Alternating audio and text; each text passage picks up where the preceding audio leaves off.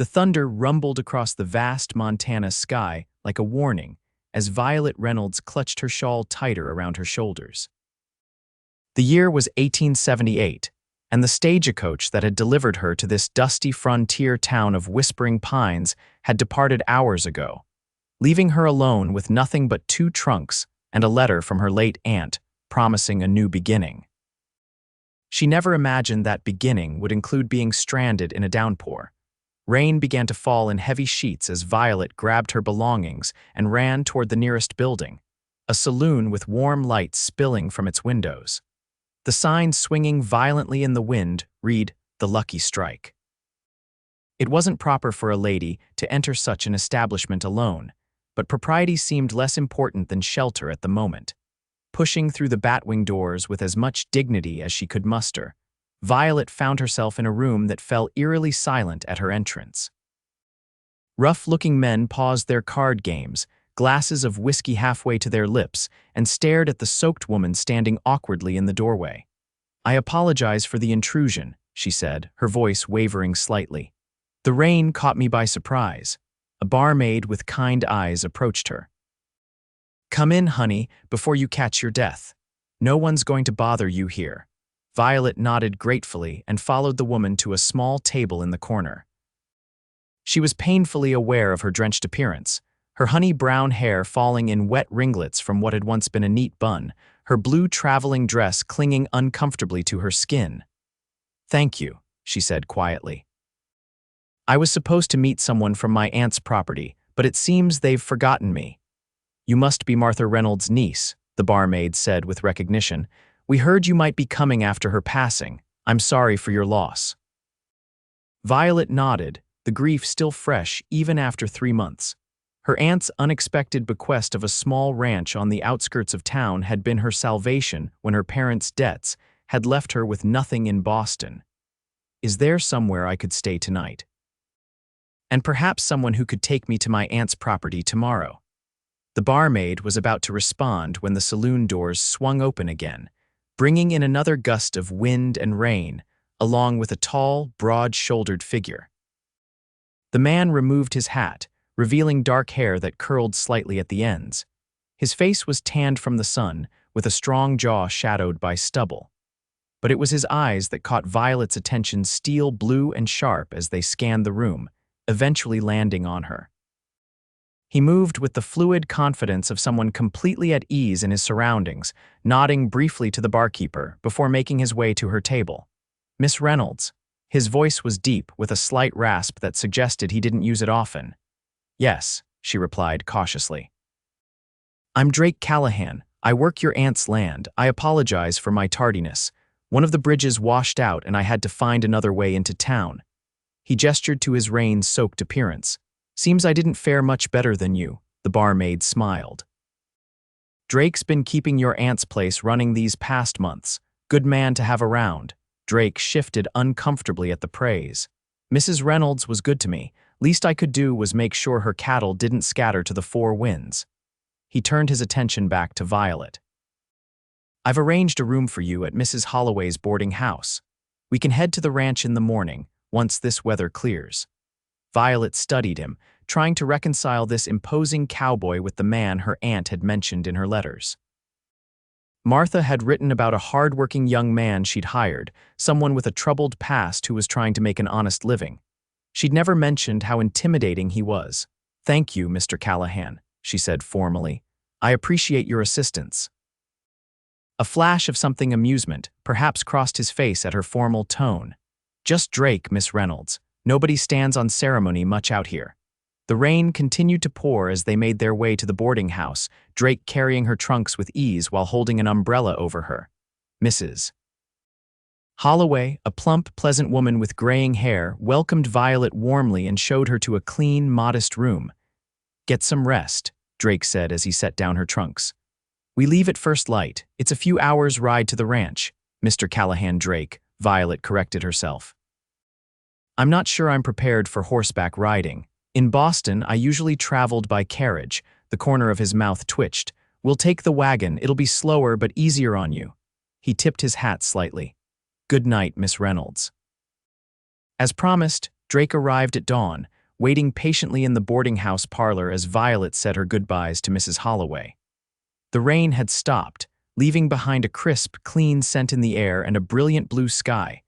The wagon was simple but sturdy, loaded with supplies for the ranch.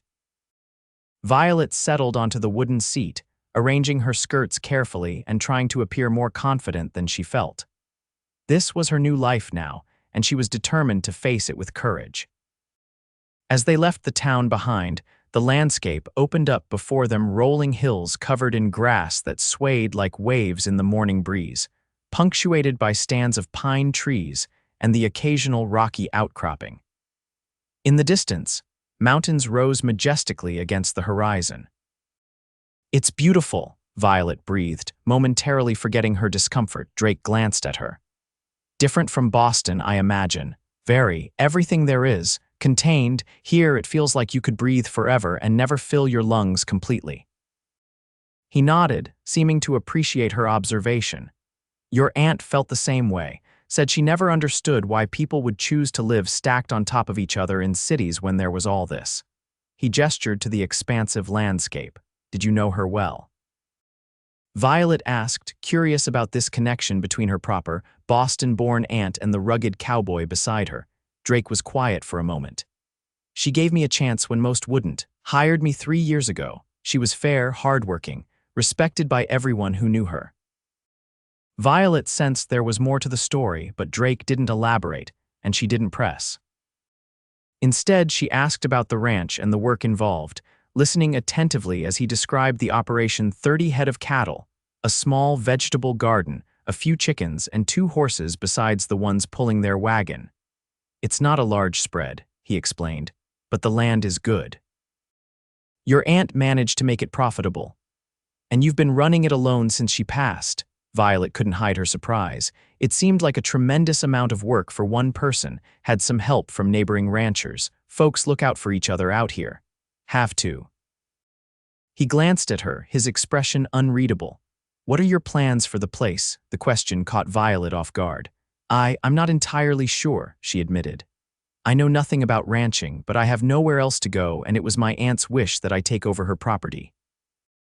Drake nodded, his face giving away nothing of his thoughts on the matter. As the sun climbed higher in the sky, they stopped by a clear stream to rest the horses and eat a simple lunch of bread, cheese, and dried fruit that Mrs. Holloway had packed for them. Violet removed her bonnet, allowing the sun to warm her face, and watched as Drake tended to the horses with practiced ease. "Have you always been a cowboy?"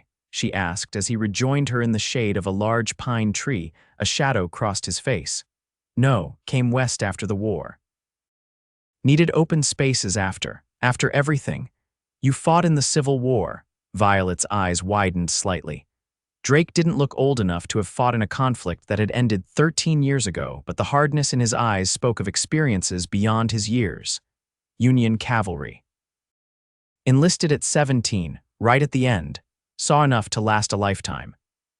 His tone made it clear the subject was closed. They continued their journey, the comfortable silence between them broken only by Drake's occasional comments about landmarks or the history of the area. By late afternoon, they crested a hill, and Drake pulled the wagon to a stop. "There it is," he said, nodding toward the valley below. Violet's breath caught in her throat. Nestled among a stand of pines beside a winding creek sat a small ranch house with a barn and corral nearby. It wasn't grand or imposing, but there was something undeniably welcoming about it, with smoke curling from the chimney and the golden light of the setting sun warming the weathered wood of the buildings. "Someone's there," Violet noted, spotting movement near the house. "That'll be Dorothea Miller. She's been coming by to keep the house in order, probably made supper for us." As they approached, a plump woman in her 50s emerged from the house, wiping her hands on her apron. Her face broke into a warm smile as she spotted them. "There you are." "I was starting to worry." Her gaze settled on Violet with open curiosity. "And you must be Martha's niece. My, but you look like her when she was young." Violet returned the smile, instantly warming to the woman's friendly manner. "It's a pleasure to meet you, Mrs. Miller. Dorothea, please. Come inside before the stew gets cold. You must be exhausted after that long journey." The interior of the ranch house was simple but comfortable, with a main room that served as both kitchen and living area, dominated by a large stone fireplace. A narrow hallway led to what Violet assumed were bedrooms, and a ladder in one corner suggested a loft space above. The furniture was sturdy and practical: a table with 4 chairs, a cushioned rocking chair by the fire, a small sofa, and bookshelves filled with well-worn volumes. Her aunt's touch was evident in the colorful quilts draped over the furniture and the pressed wildflowers framed on the walls. "It's lovely," Violet said, genuinely pleased. She had half expected a crude cabin, but this was a real home. "Your aunt was mighty proud of this place," Dorothea said, ladling stew into bowls. "Built it up from nothing when she came out here after her husband passed." Dinner was a pleasant affair, with Dorothea filling the silence with local news and stories about Martha. Drake said little, but Violet noticed how attentively he listened, occasionally offering a brief comment or answering a direct question. After the meal, Dorothea showed Violet to her aunt's bedroom, a cozy space with a handmade quilt on the bed and a small desk beneath the window. "Drake sleeps in the barn loft," Dorothea explained, noting Violet's questioning glance toward the other bedroom. "Has since your aunt took ill. Said it was more proper that way, though Martha told him 100 times to use the spare room. Stubborn man." She said this with affectionate exasperation. "Will you be staying?" Violet asked, suddenly aware of how alone she would be with Drake once Dorothea left. The older woman shook her head. "My husband's expecting me back, but I'm just over the ridge if you need anything. And Drake's right here on the property." She patted Violet's hand. "Don't you worry about him. He's as honorable as they come." After Dorothea departed, Violet stood awkwardly in the main room, watching as Drake gathered his hat and coat. "I'll be in the barn if you need anything," he said. "There's a loaded rifle above the door, and the dog you'll meet him in the morning. He's out hunting, will alert you to any strangers." "Thank you." Violet hesitated. "Mr. Callahan Drake, I want to express my gratitude for everything you've done. I know my arrival must complicate things for you." He studied her for a moment. "Your aunt wanted you to have this place. That's good enough for me." He moved toward the door, then paused. "Dawn comes early. Rest well, Miss Reynolds." That night, as Violet lay in her aunt's bed, listening to the unfamiliar sounds of the wilderness around her, she wondered what the coming days would bring. The vast emptiness of the land, the isolation of the ranch, the enigmatic man who seemed to carry the weight of too many secrets, all of it was so far removed from the life she had known in Boston. Yet there was something compelling about this place, something that had drawn her aunt here and kept her until her dying day. Perhaps, Violet thought, as sleep finally claimed her, she might find whatever that was for herself as well. The first week at the ranch passed in a blur of new experiences and lessons. Drake proved to be a patient teacher, showing Violet the basics of ranch life: how to feed the chickens without getting pecked, how to approach the horses safely, how to tell when the vegetables in the garden were ready for picking. She met the dog, a lean, intelligent border collie named Scout, who initially regarded her with suspicion but warmed to her after she slipped him bits of bacon at breakfast. The cattle, grazing in the pasture beyond the creek, remained a somewhat intimidating presence, though Drake assured her they were more afraid of her than she was of them. "They're not pets," he explained as they leaned against the fence watching the animals. "But they're not mindless beasts either. They have their own way of thinking. Respect that, and you'll get along fine." Violet nodded, trying to absorb everything he told her. She was determined to learn, to prove to herself as much as to him that she wasn't just a helpless city girl. Each day she rose before dawn, donned one of the practical cotton dresses she'd found in her aunt's wardrobe, and threw herself into the work of the ranch. Her hands, once soft and pale, grew calloused and tanned. Her hair, which she now wore in a simple braid down her back, lightened from the constant sun exposure. And slowly, the ache in her muscles each night became a point of pride rather than discomfort. Through it all, Drake remained a steady, if somewhat distant, presence. He worked from sunrise to sunset, handling the heavier tasks and teaching Violet what she needed to know without complaint. But he revealed little about himself, retiring to the barn each evening after a quiet dinner. It was Dorothea, who visited every few days with baked goods and welcome female companionship, who gradually filled in the gaps about Drake's past. He came to these parts about 10 years ago, she told Violet as they shelled peas on the porch. Just a young man then, hardly more than a boy, but with eyes that had seen too much. Worked odd jobs around town, kept to himself. People talked. Of course they always do about newcomers, but he never gave anyone reason to complain. How did he come to work for my aunt? Violet asked, genuinely curious. Dorothea's expression softened. There was trouble in town. A group of drunk cowhands from a cattle drive passing through. They were harassing Martha at the general store. Drake stepped in, took quite a beating for his trouble, but made sure she got home safely. She offered him a job on the spot, said a man with that kind of courage was worth 10 ordinary cowboys. Violet tried to reconcile this story with the reserved man she was coming to know. It was easy to imagine him facing down troublemakers. His mere presence commanded respect, but the image of him putting himself at risk for an older woman he barely knew added a new dimension to her understanding of him. Has he always been so quiet? She asked. Dorothea chuckled. Drake's never been one for idle chatter, but he wasn't always as closed off as he is now. There was a time a few years back when he seemed to be opening up more. Then came the incident with the Hargrove gang. Hargrove gang, nasty bunch of outlaws. They raided several properties in the area.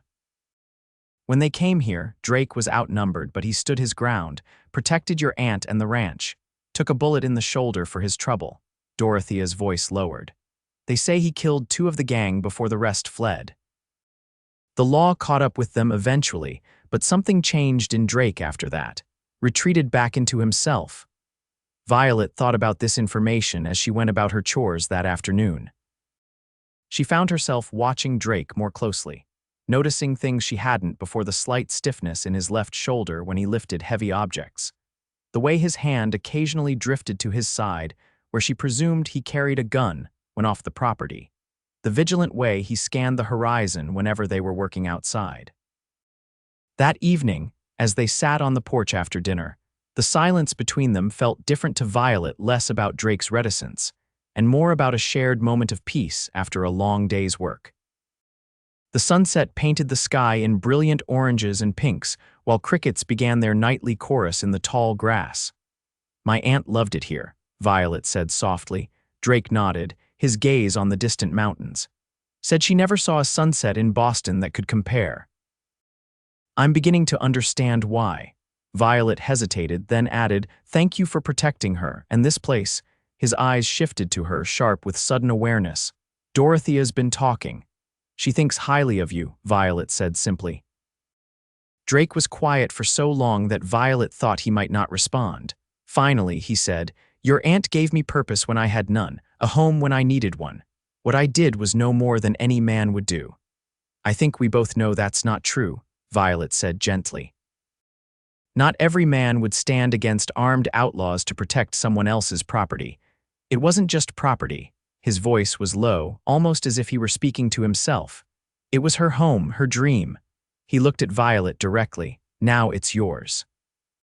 The intensity in his gaze made Violet's heart flutter unexpectedly. I'm still not sure I'm cut out for ranch life, she admitted, but I'm trying to learn. You're doing better than most city folks would, he said, and Violet was surprised to detect a note of approval in his voice. Most would have run back to civilization by now. I have nowhere to run to, she reminded him, but even if I did, there's something about this place. I feel closer to my aunt here. I understand her better. Drake nodded, seemed to understand exactly what she meant. As the last light faded from the sky, he stood. Early start tomorrow. The Henderson family is hosting a barn raising for their eldest son. Whole community will be there. A barn raising. Violet couldn't hide her excitement. She had read about such events but never experienced one. A small smile tugged at the corner of Drake's mouth, the first she'd seen from him. It's hard work, but there'll be plenty of food and some dancing after. Might be a good chance for you to meet more of your neighbors. I'd like that, Violet said, suddenly looking forward to socializing after weeks of relative isolation. As Drake bid her goodnight and headed toward the barn, Violet remained on the porch a moment longer. watching his retreating form and wondering about the man who had dedicated himself to protecting her aunt's legacy, and now, by extension, her own. The Henderson farm was bustling with activity when Violet and Drake arrived the next morning. At least 30 people had gathered, men in work clothes ready to raise the barn, women organizing food tables, children running about with gleeful shouts. Violet felt a moment of self-consciousness as heads turned in their direction. She had worn one of her own dresses today, a simple blue cotton that was one of the few not too elaborate for frontier life, and had taken extra care with her hair. "Callahan, good to see you." A burly man with a graying beard approached, clapping Drake on the shoulder. "And this must be Martha Reynolds' niece we've been hearing about." "Douglas Henderson," Drake introduced him. "This is Miss Violet Reynolds." "Welcome to Whispering Pines, Miss Reynolds," Douglas said warmly. "Your aunt was a fine woman, respected by all. You've got big shoes to fill, but any kin of Martha's is welcome here." "Thank you, Mr. Henderson. I'm pleased to meet you." Douglas turned to Drake. "We're ready to start raising the frame. Could use your strength." Drake nodded, then glanced at Violet. "Will you be all right?" "Of course," she assured him.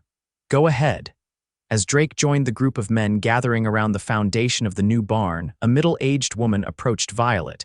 "You must be Martha's niece. I'm Alina Henderson, Douglas's wife." Her smile was genuine. "Come meet the other ladies. We're putting together the midday meal." Violet was soon absorbed into a group of women of various ages, all curious about the newcomer but welcoming. They plied her with questions about Boston, her journey west, and her impressions of Montana territory, while efficiently preparing an enormous meal for the workers. Throughout the morning, Violet found her gaze repeatedly drawn to where Drake worked with the other men. She couldn't help but notice how he stood out not just for his height and strength, which were considerable, but for the quiet authority he seemed to command. Men listened when he spoke, followed his lead without question. It was a side of him she hadn't fully appreciated before. "He's quite something, isn't he?" The voice beside her belonged to a young woman about Violet's age, with auburn hair and friendly brown eyes. "I'm Hannah Parker, by the way.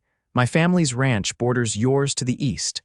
Violet felt a blush creep into her cheeks at being caught staring. "It's just impressive how they all work together so efficiently." Hannah's knowing smile suggested she wasn't fooled. "Drake Callahan's been the subject of many a young lady's daydreams in these parts, myself included once upon a time." She sighed dramatically. "But the man's heart seems as impenetrable as a fortress. Many have tried to catch his eye over the years." "Oh, it's not like that," Violet protested quickly. "He works for me, that is, he manages my aunt's ranch. Our relationship is purely professional." "If you say so," Hannah replied with a teasing lilt. "But fair warning, Valerie Thompson over there in the yellow dress. She's had her sights set on Drake for years. Her father owns the largest cattle operation in the county, and she's used to getting what she wants." Violet followed Hannah's discreet nod to where a striking blonde woman stood observing the men's work, a calculated smile on her lips. As if sensing their attention, the woman turned, her gaze coolly assessing Violet before she excused herself from her companions and made her way toward them.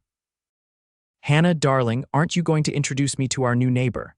Her voice was honey-sweet, but her eyes remained sharp. "Valerie, this is Violet Reynolds, Martha's niece, Valerie Thompson." "How lovely to meet you," Valerie said, though her tone suggested otherwise. "I was so sorry to hear about your aunt. She was quite a character." There was something in the way she said it that made Violet bristle internally, though she maintained her polite smile. "Thank you. Everyone has been very kind about her memory. And how are you finding our little community?" "It must be quite an adjustment from Boston society." "It's certainly different," Violet acknowledged, "but everyone has been welcoming, and the landscape is breathtaking." Yes, I suppose the wilderness has its charms." Valerie's gaze drifted to where Drake was helping hoist a massive beam into place, his muscles straining visibly beneath his shirt. Some aspects more than others. The possessive gleam in Valerie's eyes sent an unexpected surge of irritation through Violet. Before she could respond, Alina Henderson called everyone to the tables for the midday meal. The afternoon passed pleasantly, with Violet helping serve food and getting to know more of her neighbors. Drake ate quickly and returned to work, but she noticed him watching her interactions from time to time, a hint of something like approval in his expression when he saw her conversing easily with the local families. As the barn's frame took shape, the atmosphere grew increasingly festive. Someone produced a fiddle, and impromptu music accompanied the final stages of the day's work. By sunset, the basic structure was complete, and tables were cleared to make room for dancing. Lanterns were lit, casting a warm glow over the gathering as the fiddler struck up a lively tune. Couples formed, and soon the area before the new barn was filled with dancers. Violet watched from the sidelines, tapping her foot to the music. She had noticed Drake speaking with Douglas Henderson near the refreshment table but lost sight of him as more people moved to the dance area. "May I have this dance, Miss Reynolds?" She turned to find a young man about her age, smiling hopefully. "I'm Daniel Parker, Hannah's brother." "It's nice to meet you, Mr. Parker. I'd be delighted," Violet replied, allowing him to lead her into the circle of dancers. Daniel proved to be an enthusiastic, if somewhat clumsy partner, but Violet enjoyed herself nonetheless. As the evening progressed, she danced with several of the local men, including Douglas Henderson and Hannah's father. The community's warmth and simple joy in the celebration touched her deeply. During a brief rest, as she sipped cool lemonade at the edge of the gathering, Violet spotted Drake standing alone, watching the dancers. Their eyes met across the space, and something in his gaze held her motionless. For a moment, it seemed he might approach her, but then Valerie Thompson appeared at his side, placing a proprietary hand on his arm and saying something that drew his attention away. Violet felt an unexpected pang of disappointment. She turned away, only to nearly collide with Hannah. "Having fun?" Her new friend asked brightly. "Yes, very much," Violet replied, forcing enthusiasm into her voice. "Everyone has been so kind." Hannah followed her earlier gaze. "Don't let Valerie bother you. She flirts with Drake at every social gathering, but he's never shown any particular interest." "It's really none of my concern," Violet said, perhaps too quickly. "Mr. Callahan's personal life is his own business." Hannah raised an eyebrow but didn't press the issue. Instead, she linked her arm through Violet's. "Come meet my mother. She's been asking about you all evening." As the night deepened, the tempo of the music slowed. Couples danced more closely now, and the atmosphere grew more intimate. Violet, having begged off the last few dances, was helping Alina pack away some of the leftover food when a shadow fell across the table. She looked up to find Drake standing before her, his expression unreadable in the lantern light. "Miss Reynolds," he said formally, "would you care to dance?" Violet's heart skipped a beat at the unexpected invitation. Yes, thank you." He led her to the edge of the dancing area, placing one hand respectfully at her waist while taking her other hand in his. Violet was acutely aware of his proximity, of the strength in his hand as it held hers, of the clean scent of soap and leather that surrounded him. "You seem to be making friends," he observed as they moved to the gentle rhythm of the music. "Everyone has been very welcoming," she replied. "It's nice to feel like I might belong here someday." Something flickered in his eyes. "You're already beginning to." They danced in silence for a few moments, Violet hyper-aware of the eyes watching them, particularly Valerie Thompson's narrowed gaze from across the gathering. "I think your dance partner is displeased," she murmured, Drake's brow furrowed slightly. "I don't have a dance partner." Miss Thompson seemed to think otherwise. Understanding crossed his face, followed by something like amusement. "Valerie Thompson has ideas that have never aligned with mine." The simple statement shouldn't have pleased Violet as much as it did. She seems quite determined. "Some people mistake persistence for entitlement," he said, his voice low. "I've never encouraged her attention." The music was drawing to a close, and Violet found herself wishing it would continue. Dancing with Drake felt different from the other partners. She'd had that evening more significant somehow, as if they were communicating something important without words. As the final notes faded, Drake stepped back, but his eyes remained on hers. "Thank you for the dance, Miss Reynolds." "Violet," she said impulsively. "Please call me Violet. After all, we work together every day." A moment's hesitation, then a slight nod. "Violet, then."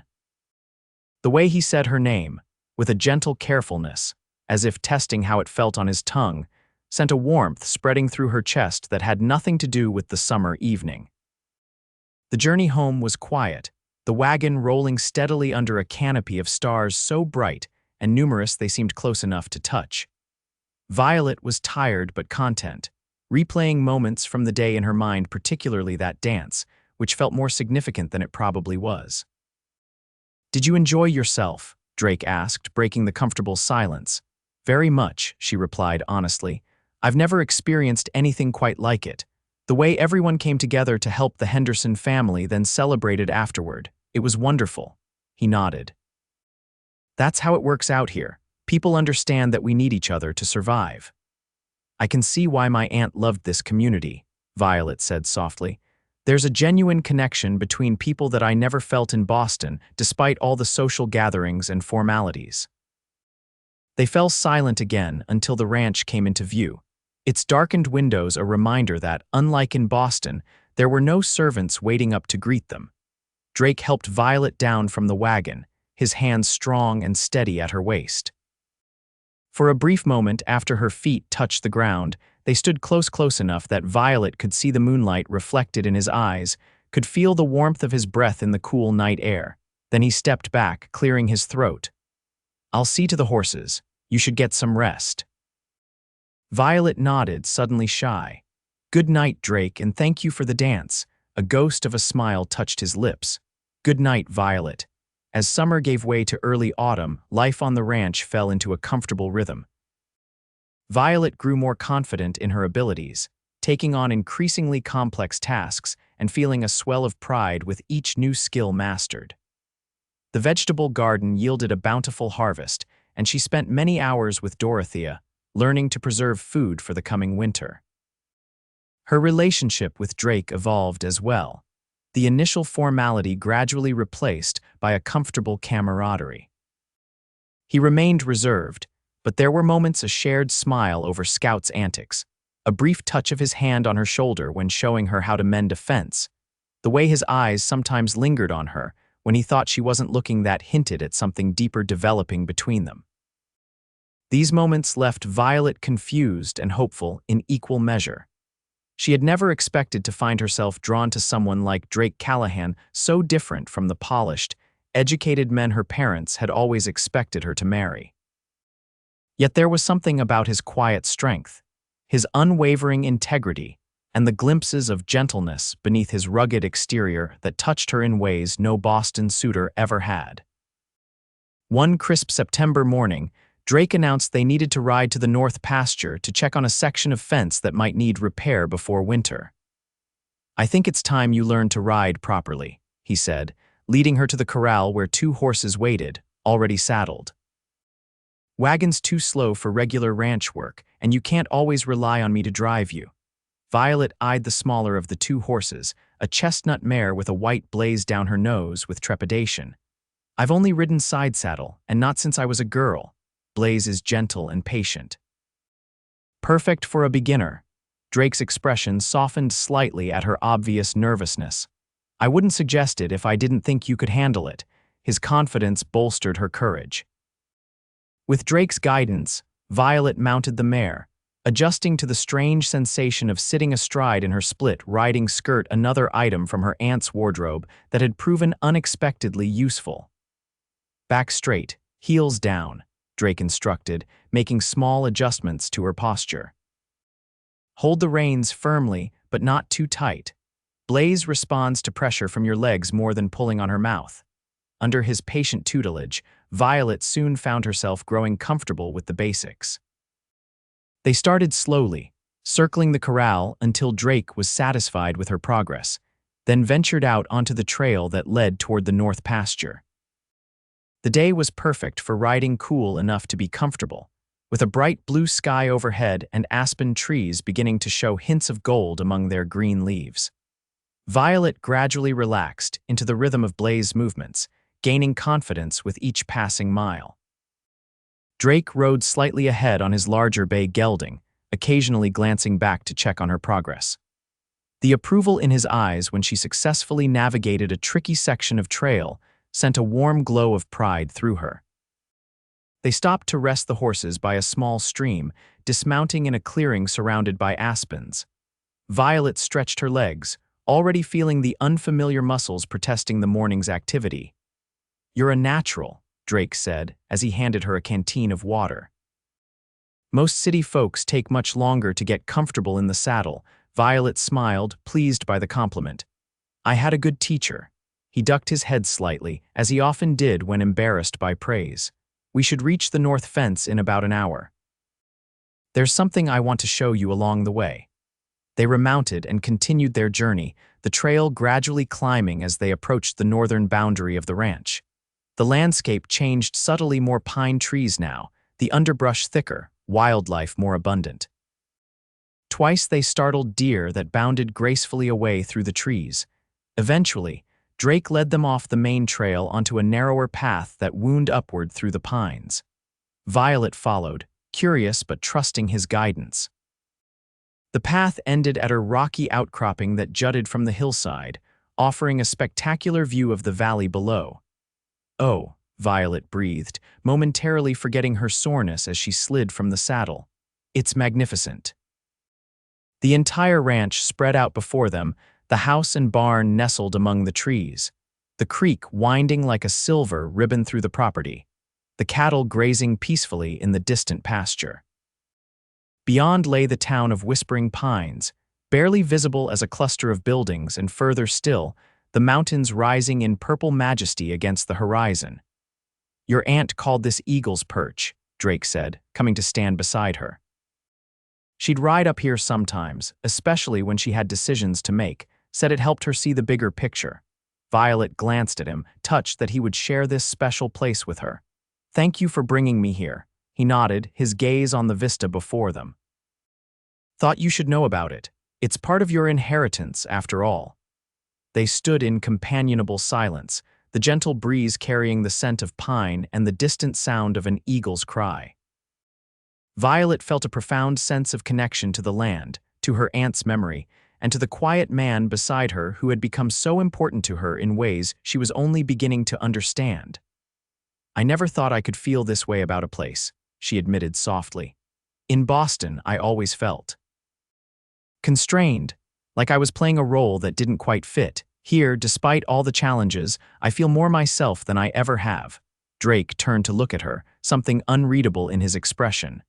"The mountains have a way of stripping away pretenses. Out here, you're just who you are, nothing more or less." "Is that why you stayed?" she asked. "After the war, I mean." He was quiet for so long that Violet thought he might not answer. Finally, he said, partly, "Cities felt too small after what I'd seen. Too many people, too many memories." He looked out across the valley again. "Out here, there's room to breathe, room to forget sometimes." "And what about remembering?" Violet asked gently. "Is there room for that too?" Their eyes met, and in his, she saw a vulnerability he rarely allowed to surface. "Some things are worth remembering," he said quietly. The moment stretched between them, filled with unspoken possibilities. Then Drake cleared his throat and turned back to the horses. "We should check that fence and head back before it gets too late." Violet nodded, understanding that whatever had almost happened between them needed time. As she mounted Blaze again, she took one last look at the breathtaking view, silently thanking her aunt for leading her to this place, and to this man. The fence in the north pasture needed minor repairs, which Drake handled efficiently while teaching Violet what to look for when inspecting the property boundaries. By the time they started back toward the ranch house, the afternoon was well advanced, the sun beginning its descent toward the western horizon. They rode at a leisurely pace, Violet growing increasingly comfortable with handling Blaze. The mare seemed to sense her rider's growing confidence and responded accordingly, moving with a smooth gait that made the journey pleasant despite Violet's sore muscles. "We should do this more often," Drake suggested as they neared the ranch. "You need to know every part of your property, and riding is the best way to see it." "I'd like that," Violet replied, already looking forward to more days spent exploring the land with him. As they approached the house, however, Violet noticed something unusual: a sleek black buggy parked in front, with a well-groomed horse tethered nearby. "Are we expecting visitors?" she asked, suddenly conscious of her disheveled appearance after a day of riding. Drake's expression hardened as he surveyed the unfamiliar vehicle. "No," he said tersely, urging his horse to a faster pace. They arrived at the house to find a well-dressed man pacing on the porch. He turned at the sound of their approach, revealing a handsome face with sharp features and an expression of impatient annoyance that quickly shifted to calculated charm when he spotted Violet. "Violet, there you are, my dear. I've been waiting for hours." Violet stared in shock, recognizing the visitor. Victor Blackwood, what on earth are you doing here?" Victor Blackwood had been one of her most persistent suitors in Boston, the son of a wealthy shipping magnate and, according to her mother, an excellent match. Violet had never encouraged his attentions, finding his arrogance off-putting, but he had been undeterred. "Is that any way to greet an old friend who has traveled thousands of miles to find you?" Victor said smoothly, descending the porch steps and moving to help her dismount. Before he could reach her, Drake was there, his large frame effectively blocking Victor's path. Violet slid from the saddle with Drake's assistance, acutely aware of the tension radiating from him. "Thank you, Drake," she said quietly, then turned to her unexpected visitor. "Victor, this is Drake Callahan. He manages the ranch. Drake, this is Victor Blackwood, an acquaintance from Boston." The two men sized each other up, neither offering a hand in greeting. Victor's gaze swept dismissively over Drake's worn clothing and sun-weathered face before returning to Violet. "My dear, you look positively wild. What has this wilderness done to you?"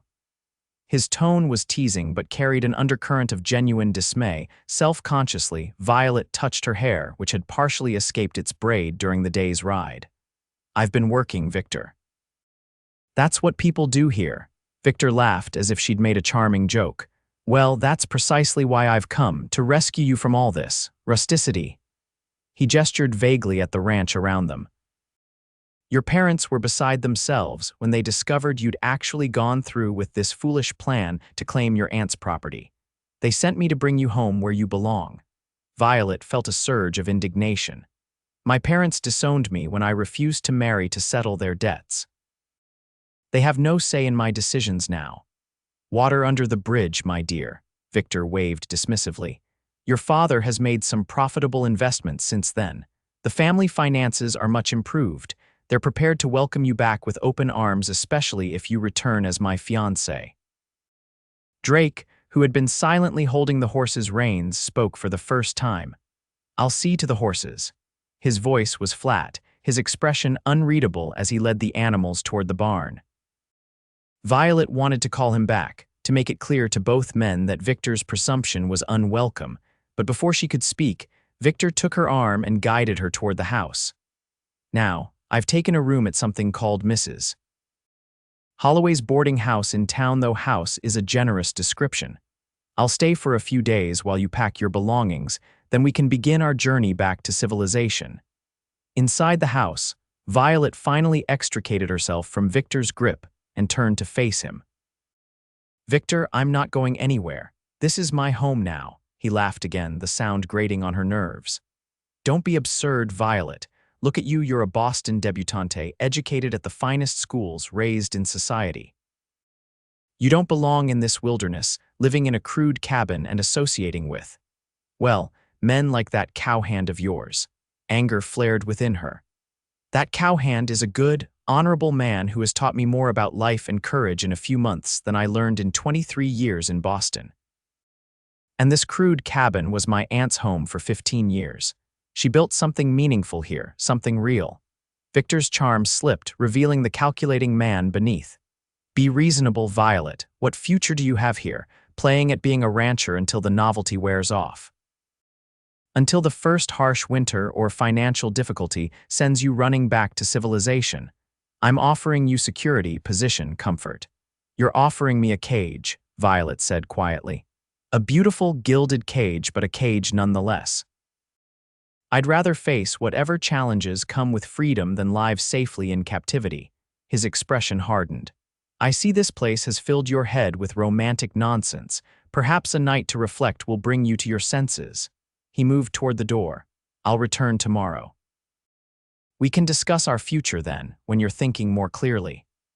After Victor departed, Violet stood in the middle of the room, trembling with anger and a confusing mixture of other emotions. She jumped slightly at a knock on the open door, turning to find Drake standing on the threshold, his expression guarded.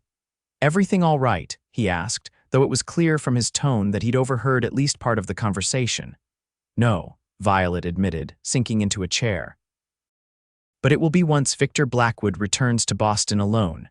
Drake hesitated, then entered the house, removing his hat. "He came a long way for you. He came a long way for what I represent, a suitable wife from a good family, regardless of what I might want," Violet sighed. "My parents must be truly desperate to welcome me back if they sent him after me." "And are you?" Drake asked, his voice carefully neutral. "Desperate to go back, I mean."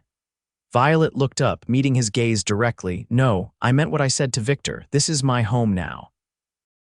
Something flickered in Drake's eyes, relief, perhaps, or something deeper.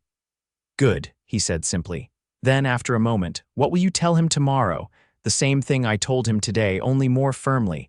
Violet twisted her hands in her lap. "I just hope he listens this time." Drake nodded, then surprised her by saying, "I could be here when he comes, if you want." The offer touched her deeply. "Thank you, I'd appreciate that." He settled his hat back on his head and moved toward the door. "I'll finish up with the horses, then come back and start supper." "Drake," Violet called as he reached the doorway. When he turned, she said softly, "Thank you for everything." His expression softened almost imperceptibly. "Get some rest, Violet. Tomorrow will take care of itself." Victor returned the following morning, earlier than expected and bearing an elaborate bouquet of flowers that must have cost a small fortune to transport to Montana. His confidence seemed unshaken as he greeted Violet, barely acknowledging Drake's presence in the room. "I've been thinking about our conversation yesterday," Victor began, setting the flowers aside. "I realize I may have been too abrupt. This place obviously holds some sentimental value for you because of your aunt. Perhaps we could keep it as a summer retreat visit occasionally when the weather is pleasant." Violet shook her head, both amused and exasperated by his persistence. "Victor, I'm not going back to Boston, not as your wife or in any other capacity. My life is here now. Darling, be reasonable. What can this place offer that compares to the life we could have together in Boston? The social connections, the comfort, the culture." "Purpose," Violet said simply. "I've found purpose here, Victor. Work that matters, a community that supports each other, a chance to build something meaningful with my own hands." Victor's charming facade slipped again, his expression hardening. "This is about him, isn't it?" He jerked his chin toward Drake, who stood silently by the fireplace. "Has this?" Cowboy turned your head with some frontier romance. Drake straightened slightly but remained silent, allowing Violet to handle the situation as she chose. "This is about me," Violet corrected firmly. "About the person I've discovered I am when freed from society's expectations. I'm grateful that you came all this way, truly I am, but my answer is final, I'm staying." Victor looked between them, his gaze calculating. "I see. Well, I won't pretend I'm not disappointed, Violet. Your parents will be as well." He reached for his hat. "My offer remains open should you come to your senses. I'll be in town for another day before starting back east." After he left, a heavy silence filled the room. Violet sank onto the sofa, emotionally drained by the confrontation. "That went better than I expected," she said finally. Drake regarded her thoughtfully. "He doesn't strike me as a man who gives up easily." "No," Violet agreed. "He doesn't, but neither do I, not anymore." The corner of Drake's mouth lifted slightly. "I've noticed." Their eyes met, and Violet felt the now familiar flutter in her chest that occurred whenever Drake looked at her that way, as if he saw something in her that others missed, something valuable and worthy of respect. "Did you mean what you said?" he asked suddenly. "About finding purpose here?" "Yes," she replied without hesitation. "I know I still have much to learn about ranching, but for the first time in my life, I feel like I'm exactly where I'm supposed to be." Drake nodded, something like satisfaction in his expression. "Good, that's good." The rest of the day passed in their usual routine, though Violet caught Drake watching her more often than usual, a pensive look in his eyes. That evening, as they sat on the porch after dinner, enjoying the last warmth of the day, he finally spoke what was on his mind. "Your aunt would be proud of you," he said quietly. "Standing your ground like that, she had the same backbone." Violet smiled at the comparison. "I hope so. I never really knew her well. She left Boston when I was still a child, but her letters always made her seem so vibrant, so alive." "She was," Drake confirmed. "Never met a woman with more determination. When she set her mind to something, there was no stopping her." "Like when she hired you?" Violet asked, remembering Dorothea's story. A small smile played at his lips. "Exactly like that. I told her I wasn't looking for permanent work, just passing through. She said, 'Young man, sometimes life puts you exactly where you need to be, whether you're looking for it or not.' Week later, I was still here. 5 years later." He gestured to the ranch around them. "Do you ever regret staying?" Violet asked softly. Drake was quiet for a long moment, his gaze on the darkening landscape. "No," he said finally. "Whatever else life's thrown at me, I've never regretted that decision." The simple sincerity in his voice touched something deep within Violet. On impulse, she reached out and placed her hand over his where it rested on the arm of his chair. "I'm glad. I can't imagine this place without you." Drake looked down at their hands, then slowly turned his palm upward, his fingers curling gently around hers. It was a small gesture, but significant, the first time he had initiated such contact between them. They sat in companionable silence as darkness fell, still holding hands, each lost in their own thoughts about what had changed and what might yet be. The next morning brought news that Victor Blackwood had departed Whispering Pines, apparently giving up his mission to return Violet to Boston. The relief she felt confirmed what she already knew: she had made the right choice in staying. As autumn deepened, bringing spectacular colors to the aspen groves and a crisp bite to the morning air, life on the ranch grew busier. There was wood to chop and stack for winter, the last of the garden's bounty to harvest and preserve, repairs to make to the buildings before snow arrived. Drake taught Violet about preparing the livestock for the coming cold, ensuring they had adequate shelter and feed. Through it all, a subtle shift continued in their relationship. Drake remained reserved by nature, but he opened up more to Violet, sharing stories about his years on the ranch, and occasionally even glimpses of his life before the war. They worked side by side during the day and often spent evenings by the fire, Drake carving wood or cleaning tack while Violet read aloud from one of her aunt's books. It was during one such evening in late October that a fierce storm blew in from the mountains.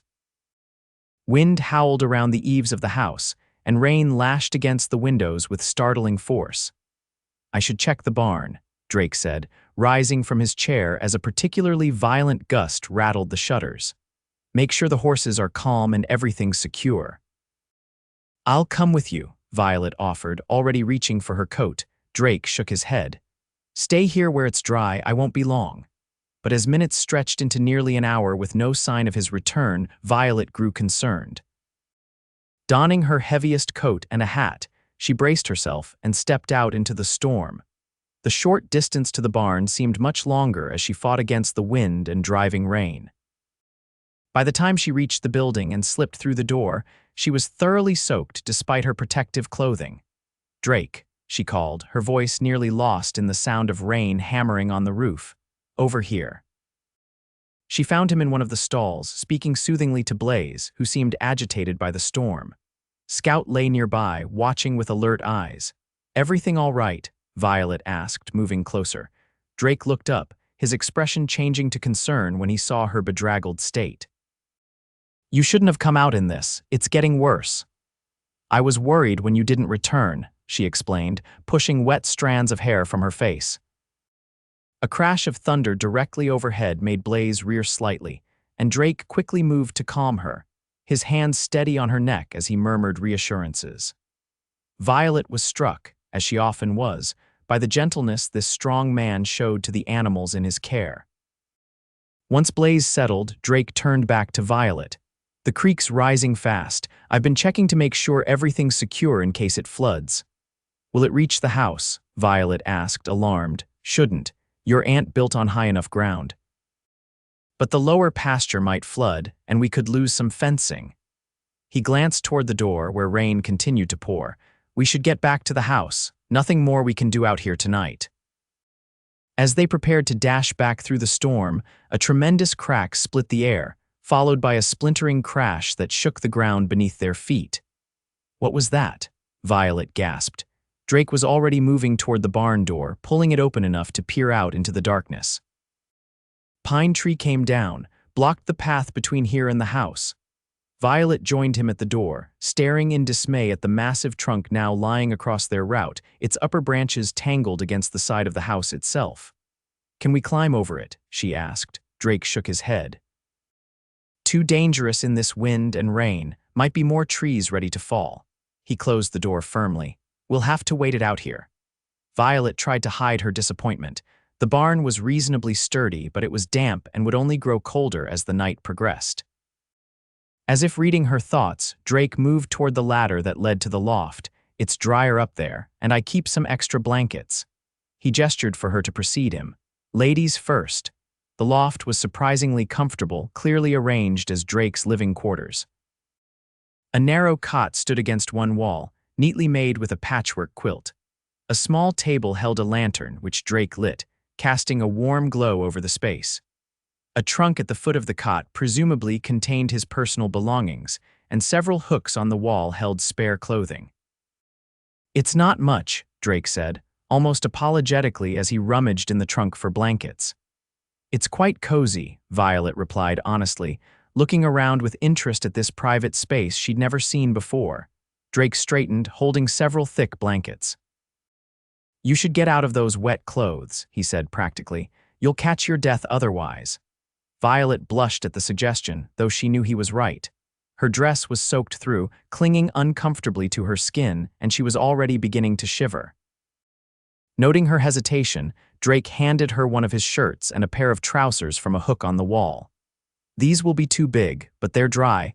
I'll go down and check on the horses again while you change." His consideration touched her. Once alone, Violet quickly shed her wet clothing, hanging it from a beam in hopes it might dry somewhat overnight.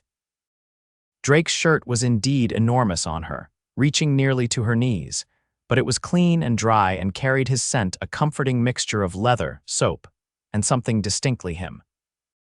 When Drake returned, he paused momentarily at the top of the ladder, his eyes widening slightly at the sight of Violet in his clothing. Then his expression shifted back to its usual careful neutrality. "Storm's settling in for the night," he reported, moving to the opposite side of the loft. "We should try to get some sleep." "Where will you sleep?" Violet asked, suddenly aware of the single cot. "I'll be fine on the floor," Drake said, already arranging blankets into a makeshift bed. "That seems unnecessary," Violet said before she could reconsider. "The cot is narrow, but we could share it. We'd both be more comfortable than one of us sleeping on these hard boards." Drake went very still, his back to her. "That wouldn't be proper." "Proper seems rather meaningless when we're stranded in a barn during a storm," Violet pointed out, trying to sound more confident than she felt. "Besides, we're both adults. Surely we can share a small space without impropriety." He turned to face her, his expression unreadable in the lantern light. "Violet, please, Drake, I don't want to be the reason you spend an uncomfortable night on the floor." She pulled back the quilt on the cot, making room for him. "We'll both stay on our own sides." After a long moment of internal struggle visible in his eyes, Drake nodded once. "All right." He removed his boots and outer shirt but kept on his trousers and undershirt as he carefully positioned himself on the edge of the cot, leaving as much space as possible for Violet. She slipped under the quilt beside him, acutely aware of his warmth and proximity. For several minutes they lay in tense silence, both trying not to move. Then Violet couldn't help but laugh softly. "What's funny?" Drake asked, his voice rumbling close to her ear. "This situation. The two of us lying here stiff as boards, afraid to move an inch." Drake chuckled, the sound vibrating through the small space between them. "It is a bit ridiculous." The shared moment of humor broke the tension. Violet relaxed slightly, and after a moment, so did Drake. Outside, the storm continued to rage, but within the loft, a different kind of electricity filled the air. "Drake," Violet said softly, May I ask you something? That day at the barn raising when we danced, why did you ask me? You don't seem to enjoy social gatherings much." He was quiet for so long that Violet thought he might not answer. Finally, he said, "I wanted to." The simple honesty of his response made her heart beat faster. Emboldened, she asked, "And why did you want to?" Drake shifted slightly beside her, turning so that they faced each other in the narrow space. In the dim light of the lantern, his eyes were impossibly blue as they met hers. "Because even in a room full of people, you're the only one I really see," he said quietly. Violet's breath caught at the unexpected admission. "Why me?" she whispered.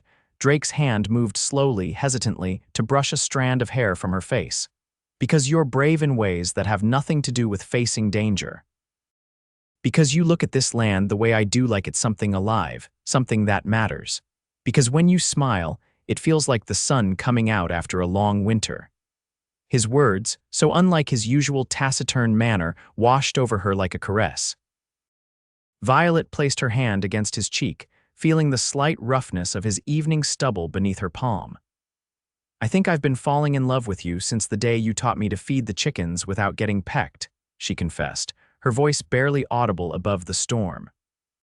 A smile, a real, full smile that transformed his face, spread across Drake's features. "That long," he teased gently.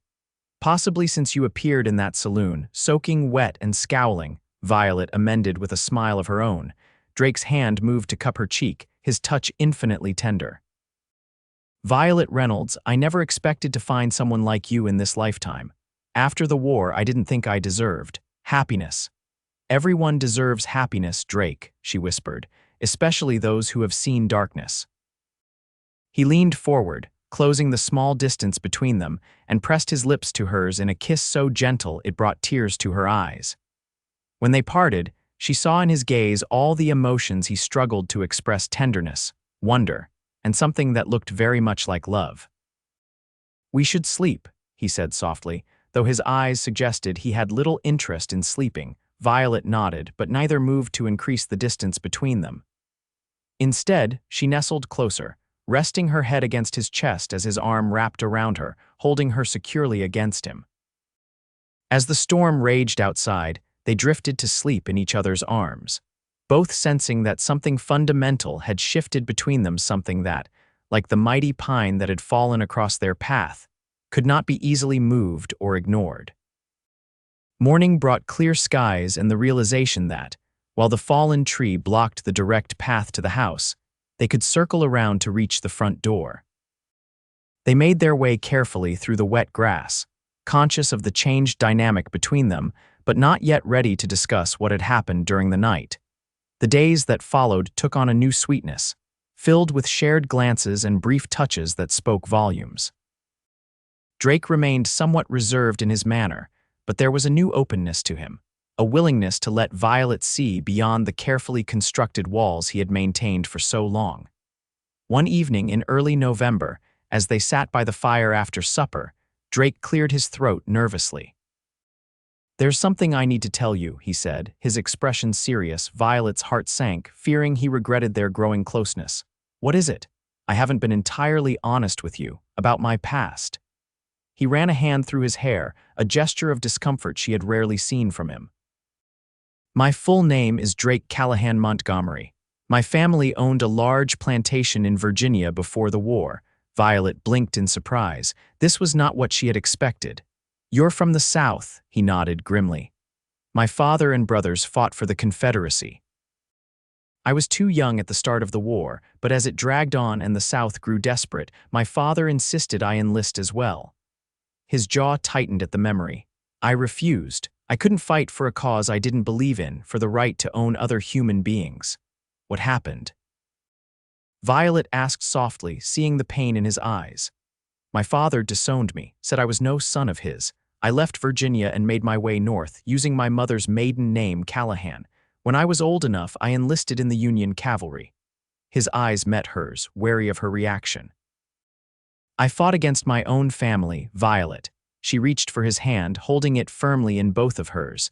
"You fought for what you believed was right. That took incredible courage." A flicker of relief crossed his face at her acceptance.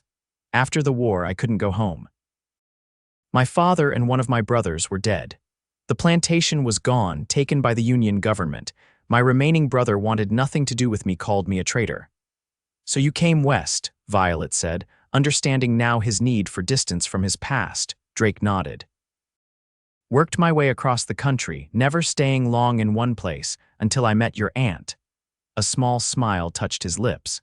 She had a way of seeing through people, straight to who they really were. When those men were bothering her in town, she looked at me like she expected better from me than just walking by, so I stepped in. And she gave you a home, Violet said softly. More than that. She gave me purpose again, a chance to build something instead of just drifting. He squeezed her hand gently. I wanted you to know the truth about me, all of it, before. Before what? Violet prompted when he hesitated. Drake took a deep breath, then stood, pulling her to her feet with him. Before I ask you to be my wife. Violet's heart seemed to stop, then resume at twice its normal pace. Drake, I know I'm not the kind of man your parents would have chosen for you, he continued quickly. I'm not wealthy or cultured. I have nothing to offer but this land, which is already yours, and my promise to cherish you for as long as I live. Tears of joy blurred Violet's vision as she placed her hands on either side of his face. You're exactly the man I would choose for myself, she said fervently. And you offer the one thing I value above all else, a love that sees me truly. Is that a yes? Drake asked, a hint of vulnerability in his expression that made her heart swell with tenderness. Yes, Violet whispered. 1,000 times yes. The smile that illuminated his face was like the sunrise breaking over the mountains, radiant and full of promise.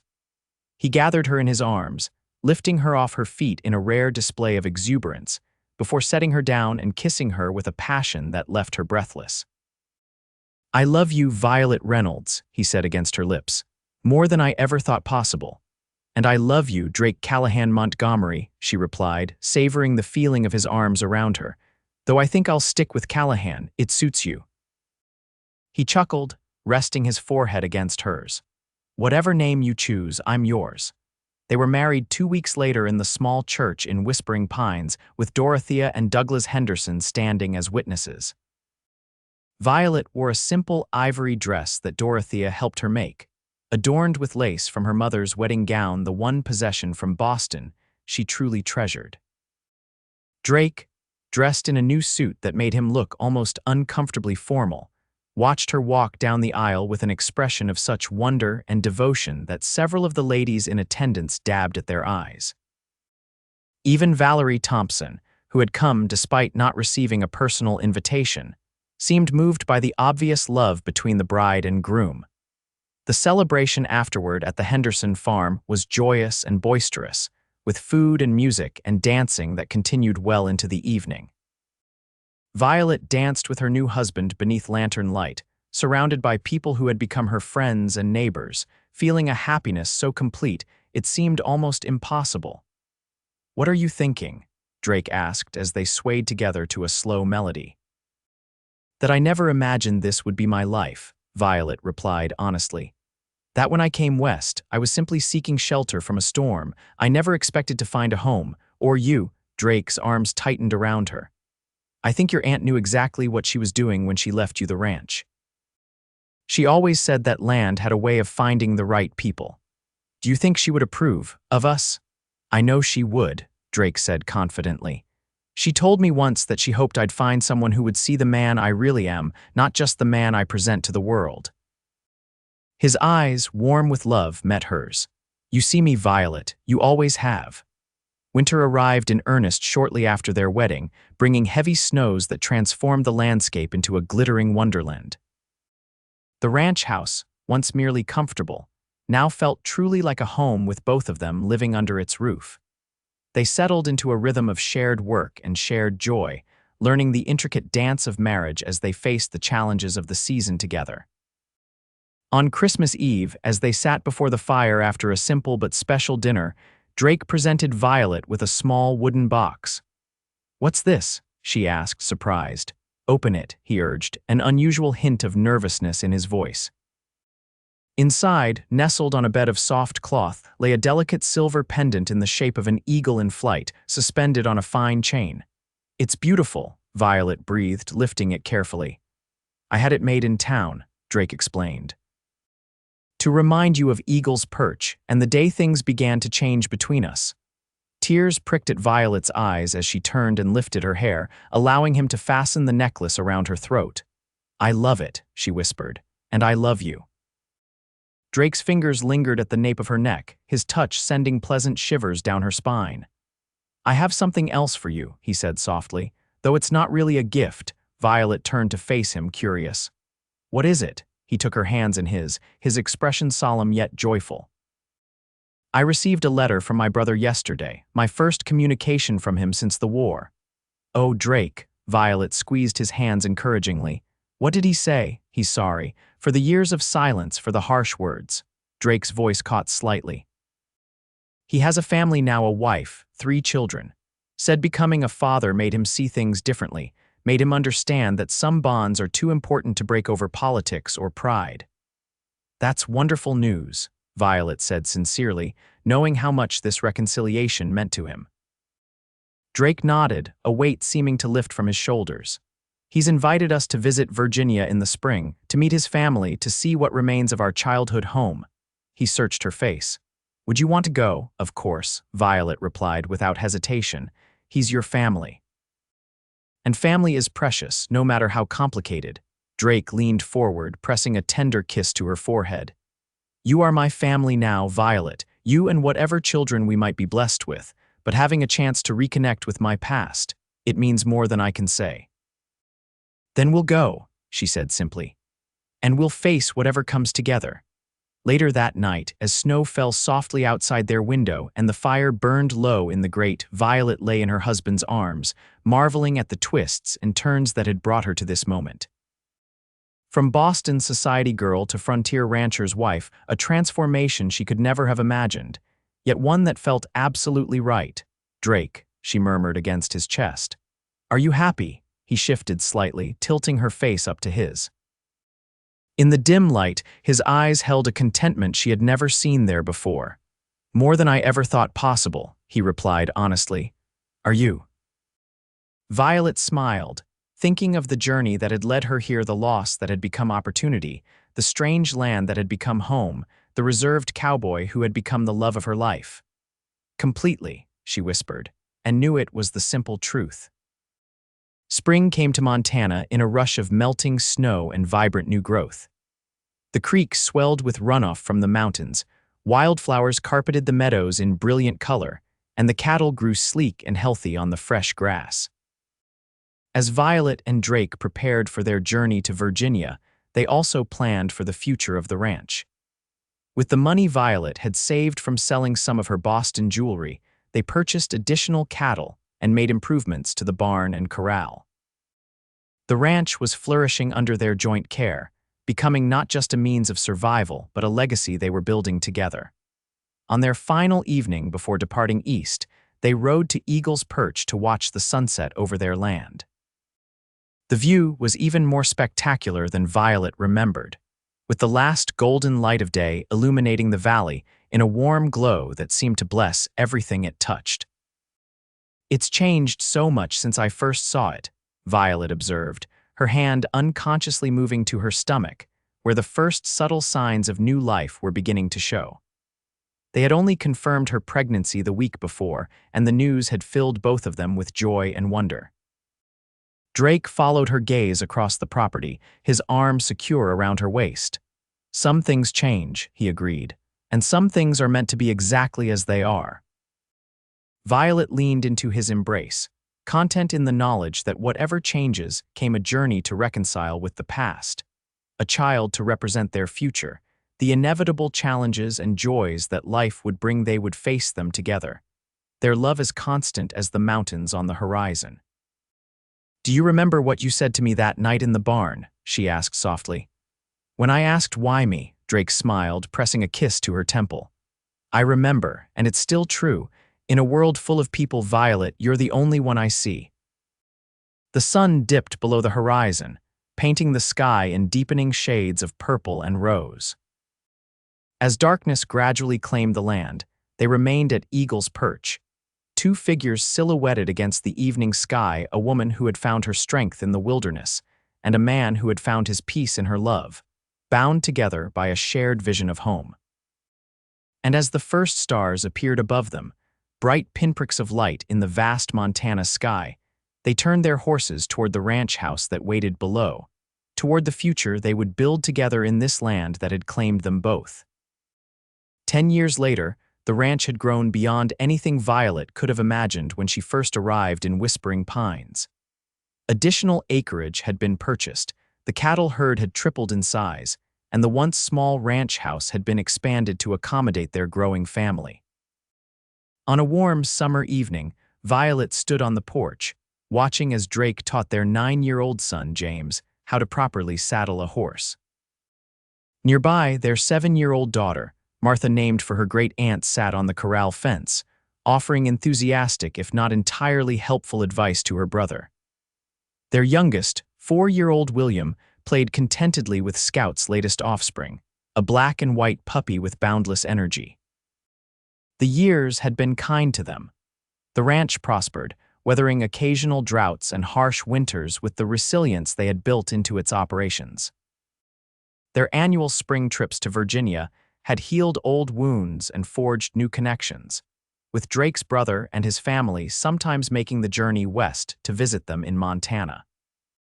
Whispering Pines itself had grown, the arrival of the railroad 3 years earlier bringing new settlers and opportunities. Violet had helped establish a proper school, and Drake served on the town council, his natural leadership and fairness making him respected throughout the community. Life wasn't without its challenges. They had lost a baby between Martha and William, a grief that had tested their strength individually and as a couple. There had been financial worries during a particularly difficult winter, disputes with neighboring ranchers over water rights, and the ordinary frictions that arise in any marriage. But through it all, their love had only deepened, tempered by shared struggle and joy into something unbreakable. Violet often thought about that stormy night in the barn loft, when Drake had first confessed his feelings. How far they had come since then, how much they had built together. "Mama, look," James called proudly as he finished tightening the saddle's cinch under his father's watchful eye. "I did it right this time." "Wonderful," Violet called back with a smile. "Your father's an excellent teacher." Drake glanced up, meeting her gaze across the yard. Even after all these years, that look still sent a flutter through her heart, the way his eyes softened when they found her, as if seeing something precious and irreplaceable. Later, after the children were tucked into bed with stories and kisses, Violet and Drake sat on the porch as they often did, watching the stars emerge in the vast Montana sky. "I had a letter from Boston today," Violet mentioned, her head resting comfortably on Drake's shoulder. "My cousin writes that my mother is asking about the children again." Drake's arm tightened slightly around her.